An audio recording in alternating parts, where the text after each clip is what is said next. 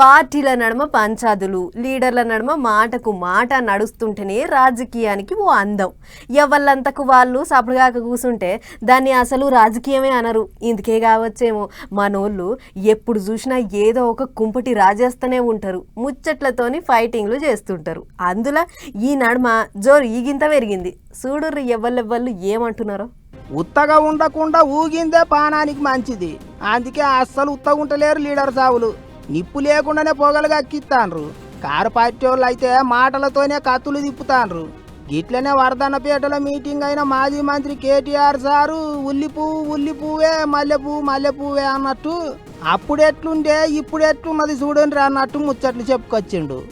2.5 ఏళ్లలో 4 లక్షల కోట్లు అప్పు చేసిండు రేవంత్ రెడ్డి. 4 లక్షల కోట్లు. మనం 10 ఏళ్లలో చేసిన దానికంటే 1.5 రెట్లు ఎక్కువ చేసిండు. మరి ఏమైంది 4 లక్షల కోట్ల అప్పు? ఎవల జేబులకు పోయింది? రైతు బంధు పెంచినవా? పెన్షన్ పెంచినవా? ఆడపిల్లలకు 2500 ఇస్తాను ఇచ్చినవా?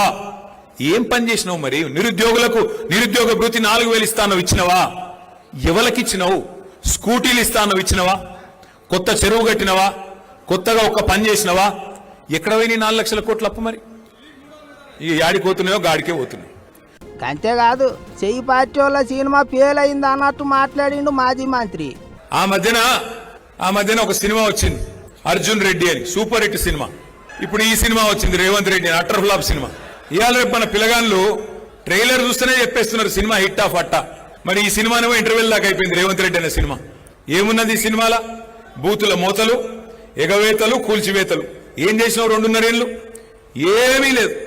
ఇక కేటీఆర్ సారు ముచ్చట అట్లుంటే అచ్చంపేట దిక్కుపోయిన ఇంకో మాజీ మంత్రి హరీష్ రావు సారు సుత సర్కారు వాళ్ళ మీద గజ్జగట్టి ఆడిండు.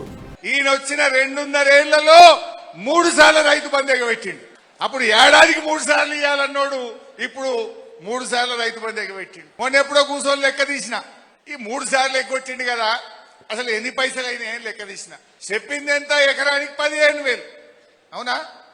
ఇప్పుడైతే ఇక 10,000 ఇందిరమ్మ రాజ్యం వస్తుంది డిసెంబర్లో, మేము రాగానే 15,000 పట్టాయి ఎకరానికి అన్నాడు.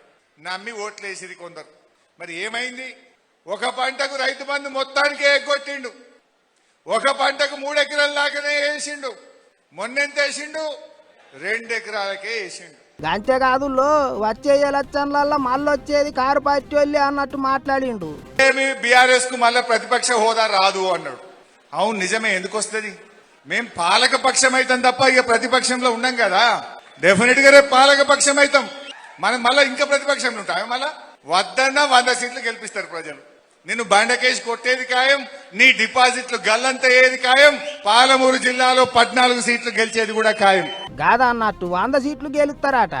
అయితే చెయ్యి పార్టీ వాళ్ళు కూడా గిదే ముచ్చట మాట్లాడుతుండ్రు.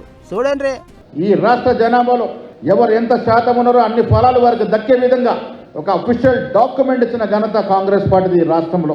ఇవాళ కుల సర్వే చేసి యావత్ దేశానికి ఒక రోల్ మోడల్గా నిచ్చినటువంటి సందర్భం. రేవంత్ రెడ్డి గారి నేతృత్వంలో వచ్చే ఎన్నికల్లో బరాబర్ 100 సీట్లకు పైన గెలుస్తాం. ఇది మీ అందరి గట్టి విశ్వాసంతో నమ్మకంతో చెప్తున్న మాట. గిట్లా సర్కారోళ్ళు ఏగస్ పార్టీ వాళ్ళు 100 సీట్ల టార్గెట్ పెట్టుకుండ్రు. మీటింగుల మీద మీటింగులు పెట్టి పబ్లిక్ కు పొట్టు ముచ్చట్లు చెప్తుండ్రు.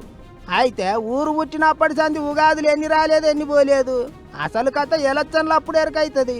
అప్పుడు చూద్దాంలే అనుకుంటారట పబ్లిక్. అన్నిటికి మించి లీడర్ల ముచ్చట్లతోని రాజకీయాలైతే బయలే రక్తి గడుతున్నాయి పోన్రే.